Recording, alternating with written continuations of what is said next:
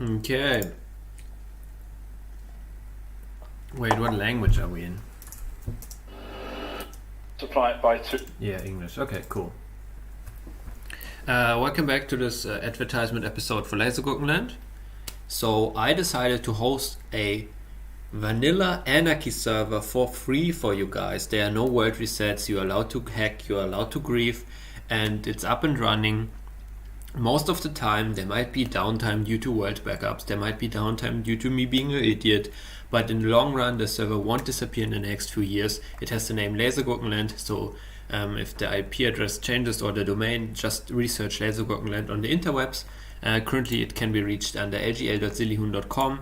It used to be reached under 88.214.56.94, but I'm currently hosting it on 149.202.127.134, but that's only temporary, so it will move to that IP address soon again. But the domain should point to the current IP address just fine. So as long as I can afford to pay for this domain will work for you. Yeah, so the server has no plugins, no queue, no users, and much fun. So yeah, just please join. And so I don't have to be alone. Okay, so yeah, that's that, and I'm going to watch a talk now from the mediaccc.de YouTube channel, which is the official channel. I guess it's the official. I don't know. I most likely think of the German CCC conference, which is some tech conference, and the video, the title of the video that we are going to watch today is 36 C3, the sustainability of safety, security, and privacy. Yeah, so if you're interested in that topic, go check out the original, and if you're interested in this Minecraft server, go check out this Minecraft server. Yeah, it's a classical anarchy server. There's no in-game moderation. Yeah, no admins are running around in creative mode or whatever. And yeah, so and if you're interested in this talk, yeah, check out the original. It's linked in the description. It's a video from 2019. It has 4,000 views, and I would say let's get started.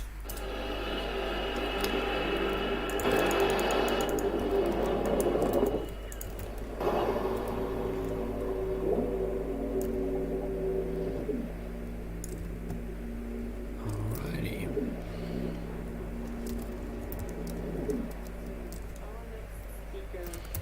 He's a professor of security engineering at Cambridge University.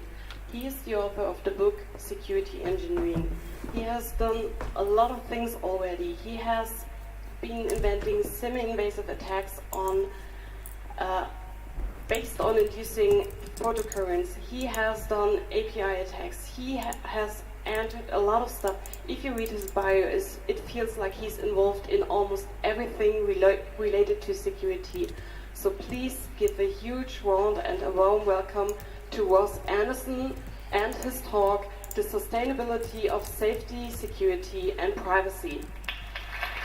Thanks.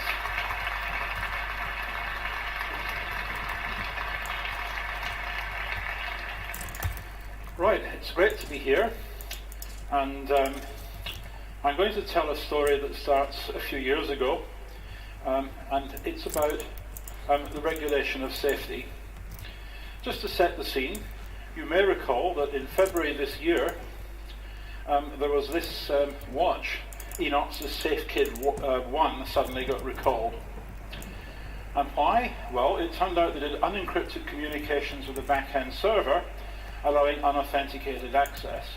And translated into layman language, that meant that hackers could track and call your kids, change the device ID, and do arbitrary bad things.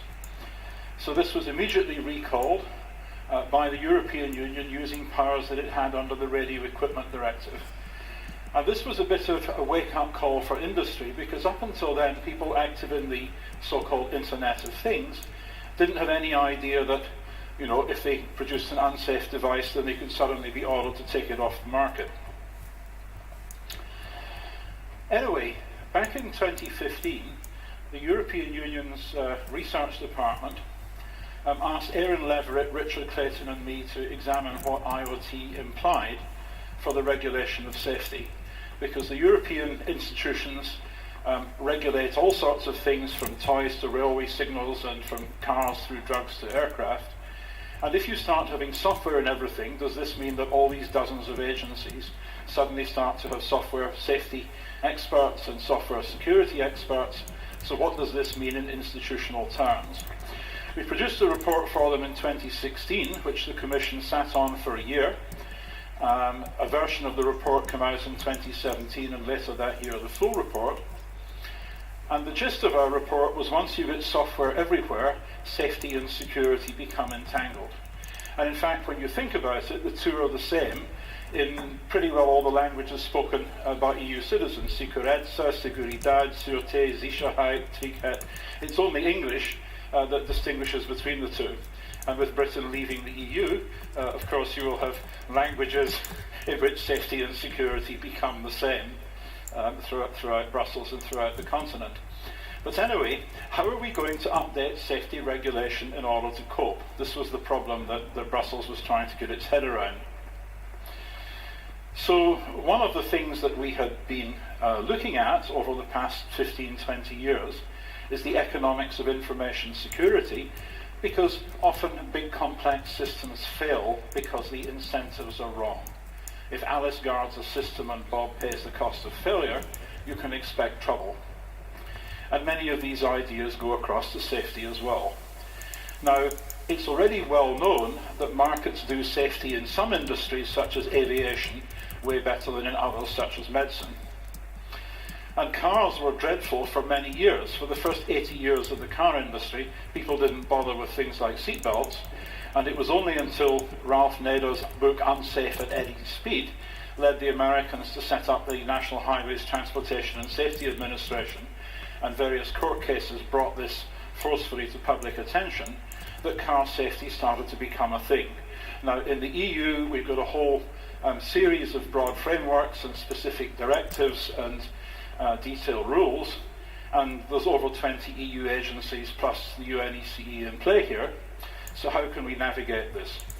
Well, what we were asked to do was to look at 3 specific verticals and study them in some detail, so that the lessons from them could be then taken to the other verticals in which the EU operates. And cars were one of those. And some of you may remember the Car Shark paper in 2011, where guys from San Diego and the University of Washington figured out how to hack a vehicle and control it remotely. And I used to have a lovely little video of this that the researchers gave me, but my Mac got upgraded to Catalina last week and it doesn't play anymore. So, verschlimmbessern? Man sagt auf Deutsch, oder? Yeah, okay. What? Verschlimmbessern? Is that a thing in Germany? Man sagt auf Deutsch, oder? Yeah, so upgraded to Catalina last week and it doesn't play anymore. So, verschlimmbessern? Verschlimmbessern? Habe ich ja noch nie gehört. What the fuck? What's that supposed to mean? Man sagt auf Deutsch, oder? Yeah, okay. Weird German flags. We'll get it going sooner or later. Anyway, this was largely ignored because one little video didn't make the biscuit. But in 2015, this suddenly came to the attention of the industry because Charlie Miller and Chris Falashek, 2 guys who'd been in the NSA's hacking team, hacked a cheap Cherokee using Chrysler's Uconnect. And this meant that they could go down through all the Chrysler vehicles in America and look at them one by one and ask, where are you? And then when they found a vehicle that was somewhere interesting, they could go in and do things to it. And what they found was that to hack a vehicle, suddenly you just needed the vehicle's IP address. And so they got a journalist into a vehicle, and they got him to slow down and had trucks behind him hooting away, and eventually they ran the vehicle off the road. And when the TV footage of this got out, suddenly people cared. It made the front pages of the press in the USA, and Chrysler had to recall 1.4 million vehicles for a software fix, which meant actually reflashing the firmware of the devices, and it cost them billions and billions of dollars. So all of a sudden, this is something to which people paid attention. Some of you may know this chap here, at least by sight.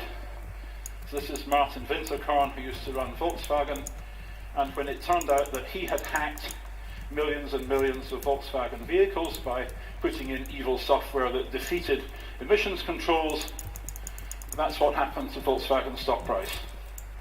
Oh, and he lost his job and got prosecuted. So this is an important point about vehicles, and in fact about many things in the Internet of Things, or Internet of Targets, whatever you want to call it.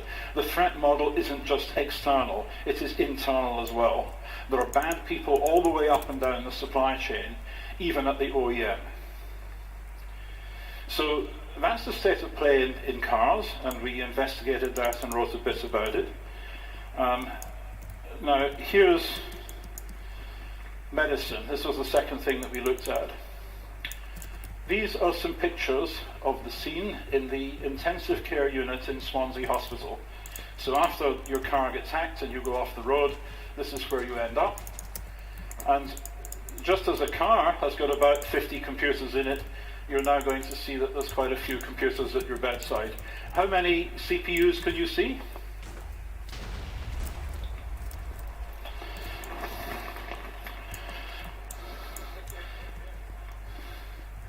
You see there's quite a few. About a comparable number to the number of CPUs in your car. Only here the systems integration is done by the nurse,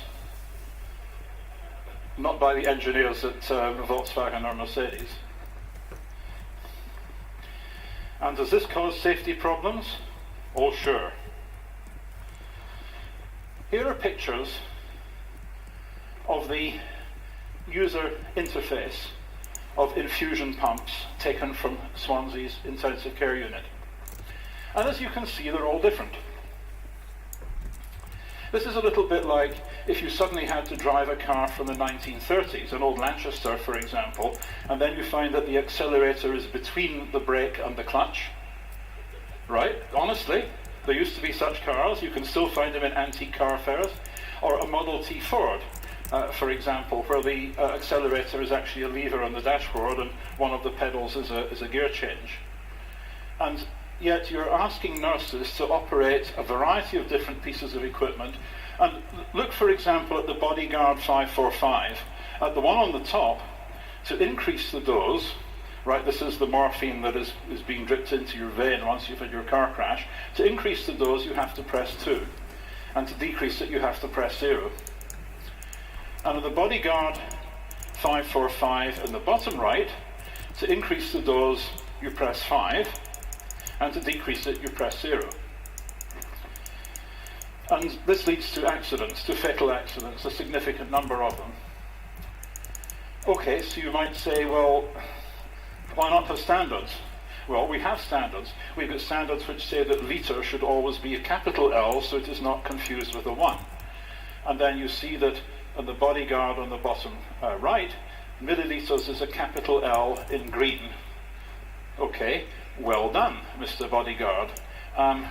The problem is, if you look up 2 lines, you see 500 millilitres is in small letters. So there's a standards problem, there's an enforcement problem, and there's externalities, because each of these vendors will say, well, everybody else should standardize on my kit. And there are also various other market failures. So the expert who's been investigating this is my friend Harold Thimbleby, who's a professor of computer science at Swansea. And his research shows that hospital safety usability failures kill about 2,000 people every year in the UK, which is about the same as road accidents. What the fuck? That's crazy. And safety usability, in other words, gets ignored because the incentives are wrong. In Britain and indeed in the European institutions, people tend to follow the FDA in America, and that is captured by the large medical device makers over there. They only have 2 engineers, they're not allowed to play with pumps, etc., etc., etc. The curious thing here is that as safety and security come together, the safety of medical devices may improve, because as soon as it becomes possible to hack a medical device, then people suddenly take care. So the first of this was when Kevin Fu and researchers at the University of Michigan showed that they could hack the Hospira Symbic infusion pump over Wi-Fi, and this led the FDA to immediately panic and blacklist the pump, recalling it from service.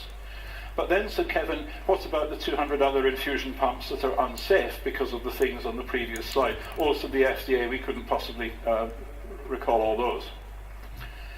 Then 2 years ago, there's an even bigger recall. It turned out that 450,000 pacemakers made by St. Jude could similarly be hacked over Wi-Fi, and so the recall was ordered. And this is quite serious, because if you've got a heart pacemaker, right, it's implanted surgically in the muscle next to your shoulder blade, and to remove that and replace it with a new one, which they do every 10 years to change the battery, is a daycare surgery procedure. You have to go in there, get an anesthetic, you have to have a cardiologist ready in case you have a heart attack. It's a big deal, right? It costs maybe £3,000 in the UK, and so £3,000 times 450,000 pacemakers, multiply it by 2 for American healthcare costs, and you're talking real money. So what should Europe do about this? Well, thankfully, the European institutions have been getting off their butts on this, and the medical device directives have been revised, and from next year, medical devices will have to have post-market surveillance, risk management plan, ergonomic design, and here's perhaps the driver for software engineering. For devices that incorporate software, the software shall be developed in accordance with the state of the art, taking into account the principles of development lifecycle risk management, including information security, verification and validation. So there at least we have a foothold. And it continues, devices shall be designed and manufactured in such a way as to protect as far as possible against unauthorized access that could hamper the device from functioning as intended. Now, it's still not perfect. There's various things that the manufacturers can do to wriggle, but it's still a huge improvement. The third thing that we looked at was energy, electricity substations and electrotechnical equipment in general. There have been 1 or 2 talks at this conference on that. Basically, the problem is that you've got a 40-year life cycle for these devices. Protocols such as Modbus and DNP3 don't support authentication.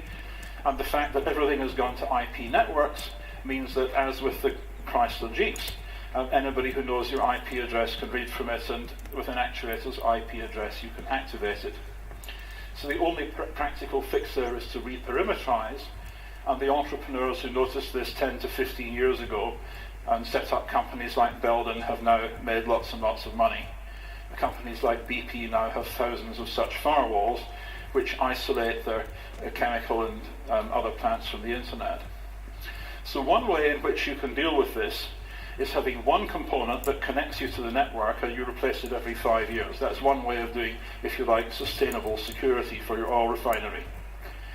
But this is a lot harder for cars which have got multiple RF interfaces. A modern car has maybe 10 interfaces. There's the internal phone, there's the short-range radio link for remote key entry, there's things, there are links to the devices that monitor your tire pressure, there's all sorts of other things. And every single one of these has been exploited at least once. And there are particular difficulties in the auto industry because of the fragmented responsibility in the supply chain between the OEMs and the tier ones and the specialists who produce all the various bits and pieces that get glued together. Anyway, so the broad questions that arise from this include: who will investigate incidents and to whom will they be reported? Right? How do we embed responsible disclosure? How do we bring safety engineers and security engineers together? This is an enormous project because security engineers and safety engineers use different languages. We have different university degree programs. We go to different conferences. And the world of safety is similarly fragmented between the power people, the car people, the naval people, the signal people, and so on and so forth. Some companies are beginning to get this together. The first is Bosch, which put together their safety engineering and security engineering professions. But even once you have done that in organizational terms, how do you teach a security engineer to think safety and vice versa? Then the problem that bothered the European Union, are the regulators all going to need security engineers? Right? I mean, many of these organizations in Brussels don't even have an engineer on staff, right? They are mostly full of, lawyers and policy people. And then, of course, for this audience, how do you prevent abuse of lock-in? In America, if you've got a tractor from John Deere, and then if you don't take it to a John Deere dealer every 6 months or so, it stops working, right? And if you try and hack it so you can fix it yourself, then John Deere will try to get you prosecuted. We just don't want that kind of stuff coming over the Atlantic into Europe. So we ended up with a number of recommendations. We thought that we would get vendors to self-certify for the CE mark that products could be patched if need be. That turned out to be not viable. We then came up with another idea that things should be secure by default for the update of the Radio Equipment Directive, and that didn't get through the European Parliament either. In fact, it was Mozilla that lobbied against it. Eventually we got something through which I'll discuss in a minute. We talked about requiring a secure development life cycle with vulnerability management, because we've already got standards for that. We talked about creating a European security engineering agency, so that would be people in Brussels to support policymakers. And the reaction to that a year and a half ago was to arrange for ENISA to be allowed to open an office in Brussels, so that they can hopefully build a capability there with some technical people who can support policymakers. We recommended extending the product liability directive to services. There is enormous pushback on that. Companies like Google and Facebook and so on don't like the idea that they should be as liable for mistakes made by Google Maps as, for example, Garmin is liable for mistakes made by the navigators. And then there's the whole business of how do you take the information that European institutions already have on breaches and vulnerabilities and report this not just to ENISA, but to safety regulators and users, because somehow you've got to create a learning system. And this is perhaps one of the big pieces of work to be done.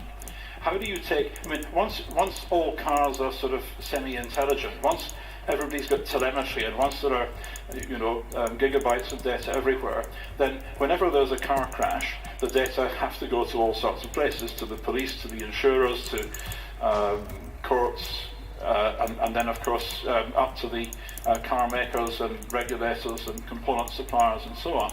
How do you design the system that will cause the right data to get to the right place, which will still respect people's privacy rights and all the various other legal obligations? This is a huge project, and nobody has really started to think yet about how it's going to be done. Right? At present, if you've got a crash in a car like a Tesla, which has got very good telemetry, you basically have to take Tesla to court to get the data, because otherwise they won't hand it over. Right? We need a better regime for this. And that, at present, is a blank slate. It's up to us, I suppose, to figure out how such a system should be designed and built. And it will take many years to do it. Right? If you want a safe system, a system that learns, this is what it's going to involve. But there's one thing that struck us after we'd done this work. After we'd delivered this to the European Commission, and I'd gone to Brussels and given a talk to dozens and dozens of security guys, Richard Clayton and I went to Schloss Dagstuhl for a week-long seminar on some other security topic. And we were just chatting one evening, and we said, well, what did we actually learn from this whole exercise on standardization and certification? Well, it's basically this. That there's two types of secure thing that we currently know how to make. The first is stuff like your phone or your laptop, which is secure because you patch it every month, right? But then you have to throw it away after 3 years, because Larry and Sergey don't have enough money to maintain 3 versions of Android.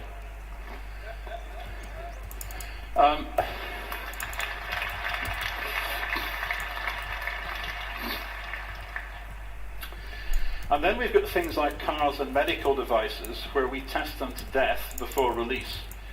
and we don't connect them to the internet, and we almost never patch them. Unless Charlie Miller and Chris Falashek get a go at your car, that is.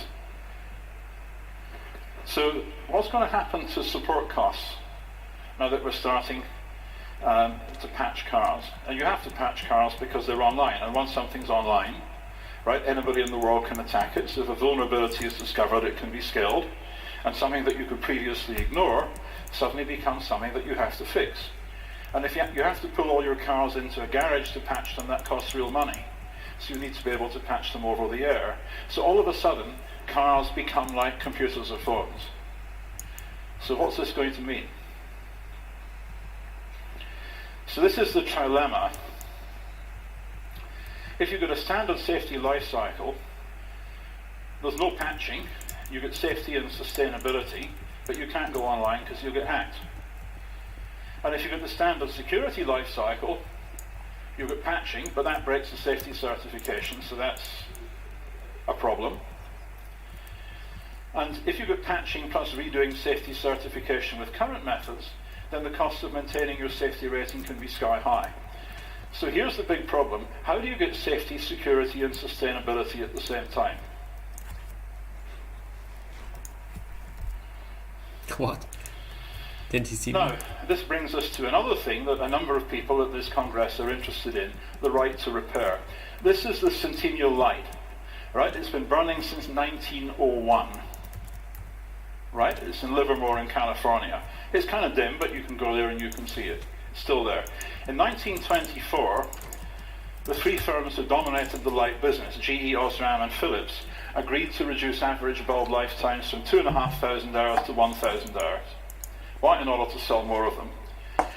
And one of the things that's come along with CPUs and communications and so on, with smart stuff, to use that horrible word, is that firms are now using online mechanisms, software, and cryptographic mechanisms in order to make it hard or even illegal to fix products. And I believe that there's a case against Apple going on in France about this.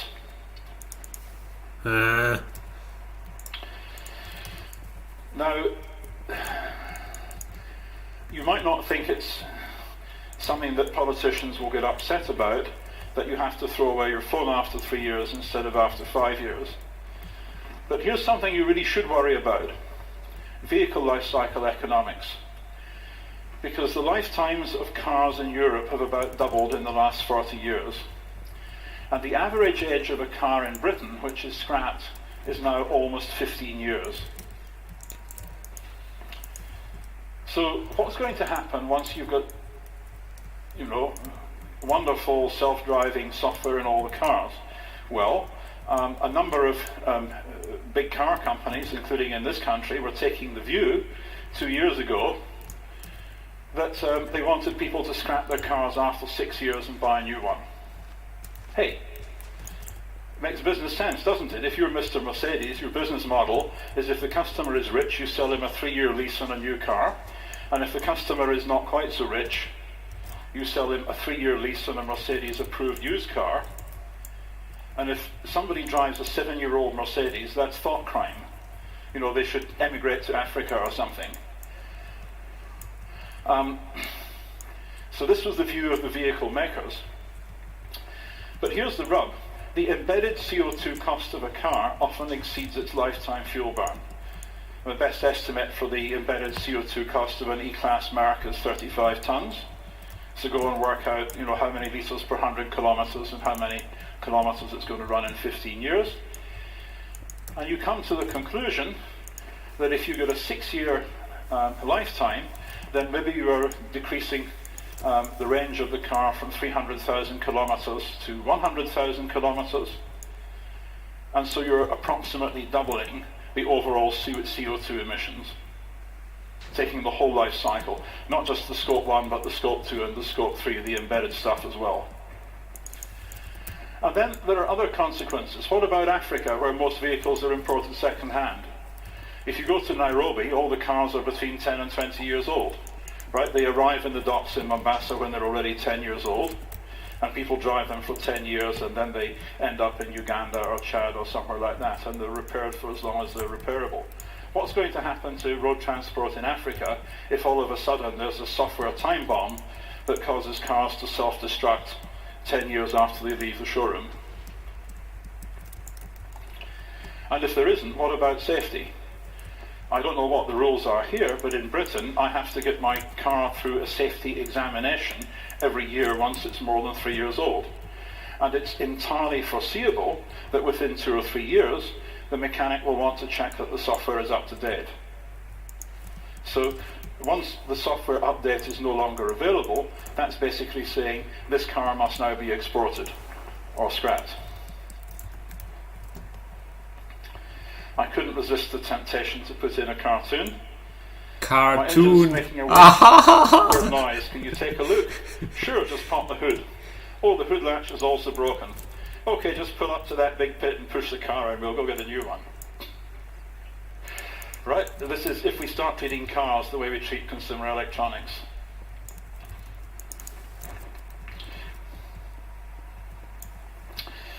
So what's a reasonable design lifetime?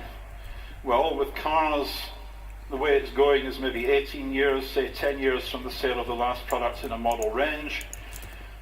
Domestic appliances, 10 years because of spares obligation, plus store life, say 15. Medical devices, if a pacemaker lives for 10 years, then maybe you need 20 years. Electricity substations, even more. So from the point of view of engineers, the question is, how can you see to it that your software will be patchable for 20 years? So as we put in the abstract, if you are writing software now for a car that will go on sale in 2023, what sort of languages, what sort of tool chain should you use, what sort of crypto should you use, so that you're sure you'll still be able to patch that software in 2043? And that isn't just about the languages and compilers and linkers and so on, that's about the whole ecosystem.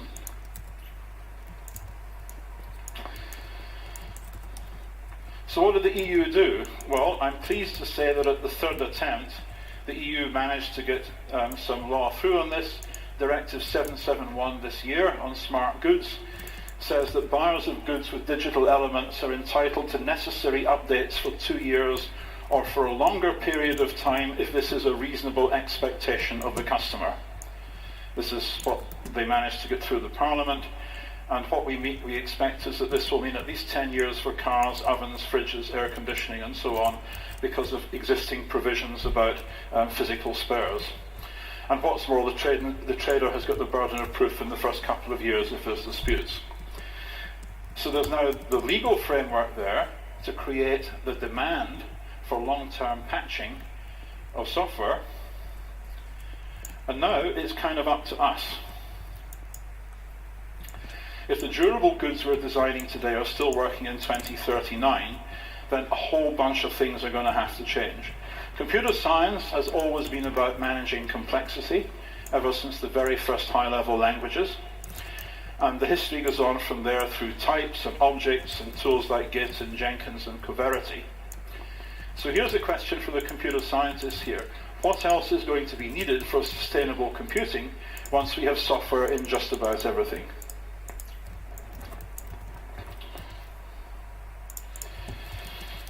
So research topics to support 20-year patching include a more stable and powerful tool chain. We know how complex this can be from crypto, with looking at history of the last 20 years of TLS.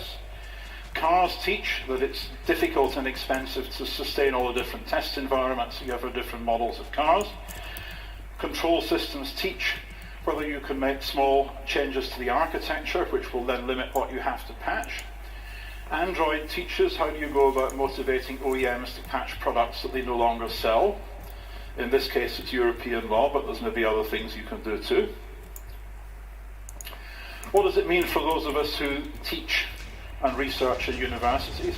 Well, since 2016 I've been teaching safety and security together in the same course to first-year undergraduates, because presenting these ideas together in lockstep will help people to think in more unified terms about how it all holds together. And in research terms, we've been starting to look at what we can do to make the tool chain more sustainable.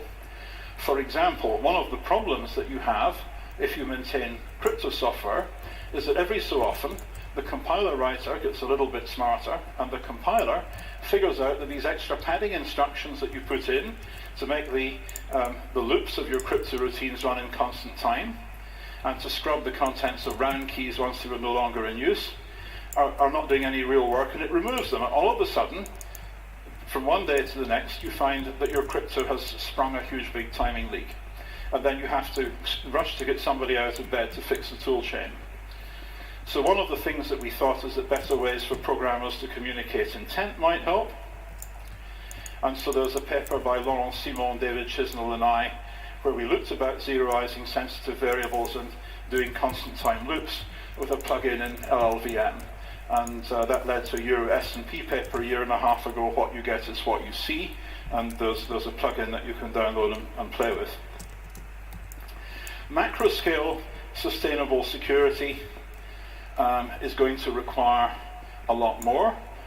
Despite the problems in the aero industry with the 737 MAX, the aerospace industry still has got a better feedback loop of learning from incidents and accidents, and we don't have that yet in any of the fields like cars and so on where it's going to be needed.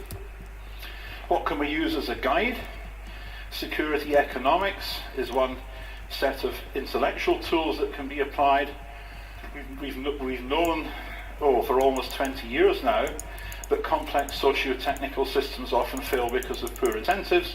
If Alice guards a system and Bob pays the cost of failure, you can expect trouble. And so security economics researchers can explain platform security problems, patching cycle, liability gains, and so on. And the same principles apply to safety and will become even more important as safety and security become entangled.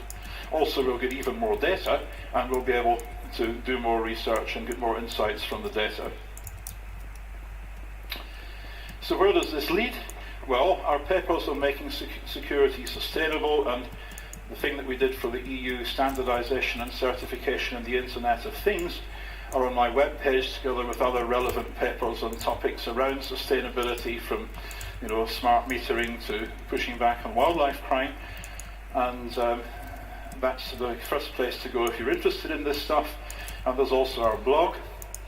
And if you're interested in these kinds of issues at the interface between technology and policy, of how incentives work and how they very often fail when it comes to complex socio-technical systems, then there's the workshop on the economics of information security in Brussels next June, is the place where academics interested in these topics tend to meet up. So perhaps we'll see a few of you there in June. And with that, there's a book on security engineering, which goes over some of these things. And there's a third edition in the pipeline. So, thank you very much, Ross Anderson, for the talk.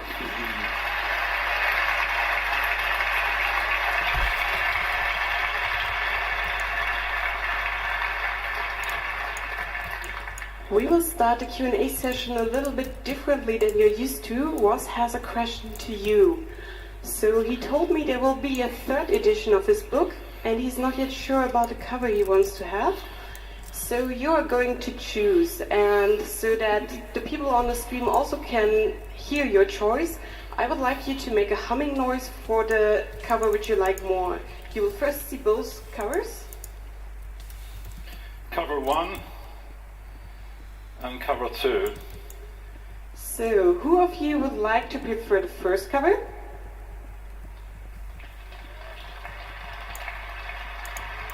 Come on! And the second choice? Okay, I think we have a clear favorite here from the audience, so it would be the second cover. Thanks. And we will look forward to see this cover next year then. So if you now have questions yourself, you can line up in front of the microphones. You will find 8 distributed in the hall, 3 in the middle, 2 on the sides. The signal angel has the first question from the internet. The first question is there a reason why you didn't include aviation into your research? We were asked to choose 3 fields, and the 3 fields I chose were the ones in which we had worked most recently.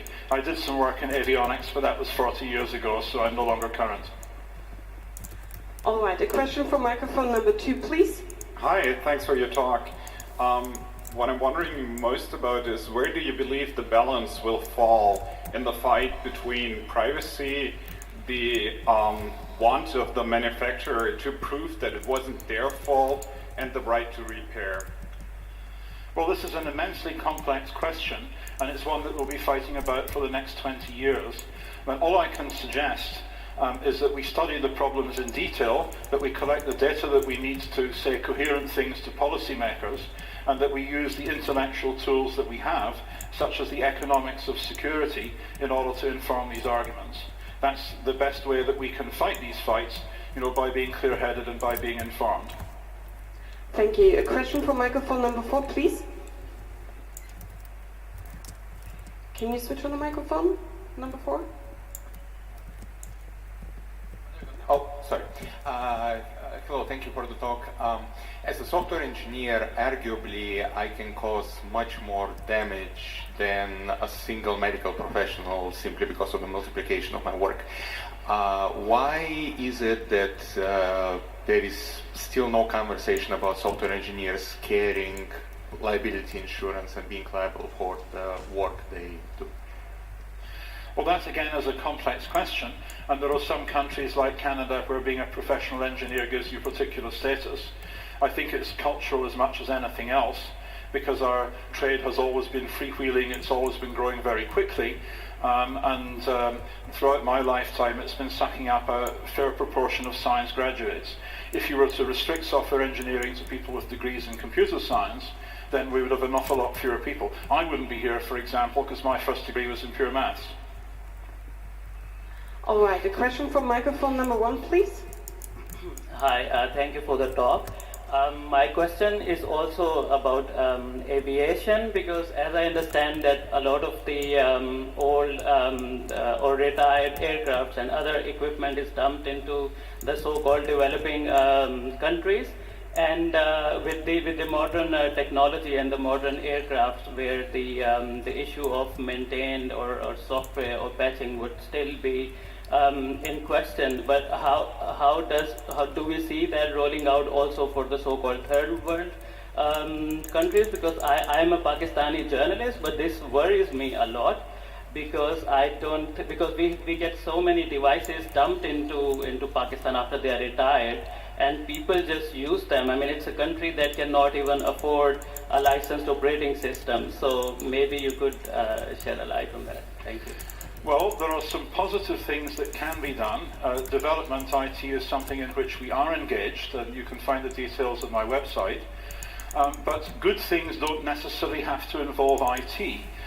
One of my school friends became an anaesthetist, and after he retired, he devoted his energies to developing an infusion pump for use in less developed countries, which is very much cheaper than the ones that we saw on the screen there, and it's also safe, rugged, reliable, and designed for use in places like Pakistan and Africa and South America.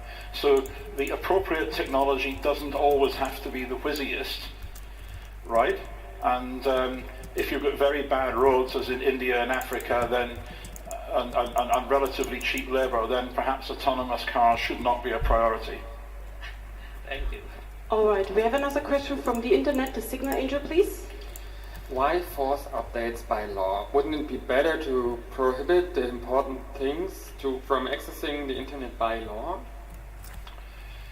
Well, politics is the art of the possible, and you can only realistically talk about a certain number of things at any one time in any political culture, the so-called Overton window. Now, if you talked about banning technology, banning cars that connected to the internet, as a minister, you would be immediately shouted out of office as being a Luddite, right? So it's just not possible to go down that path.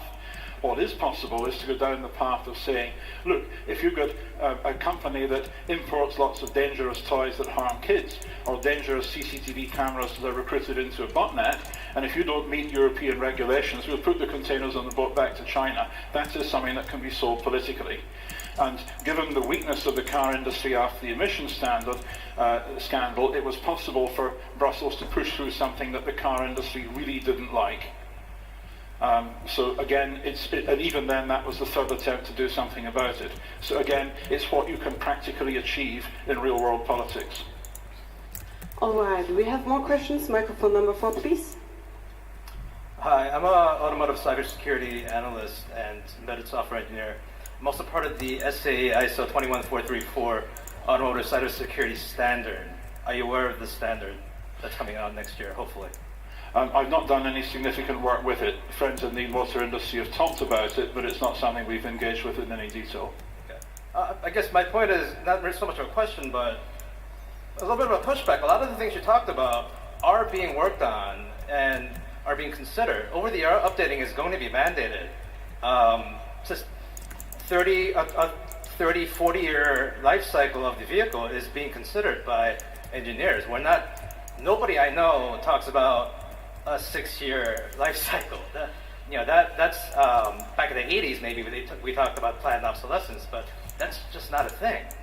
So I'm not really sure where that language is coming from, to be honest with you.